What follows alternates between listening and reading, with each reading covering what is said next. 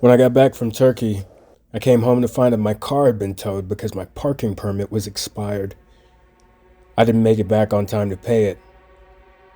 My first emotion was an overwhelming flush of hatred, followed immediately by an urge to hurt someone.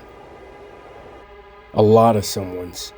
I wanted to bash the tow truck driver's brains out with a tire iron, assassinate the desk clerk charging my credit card with a sniper rifle, and eviscerate the people in charge of those businesses with napalm and watch them scream for their families. Then I took a deep breath and realized that's not who I am. And it's not the kind of person I ever want to become. I'm a grown man. I can't go around killing people over a car. I'm bigger than that. So I went a completely different route.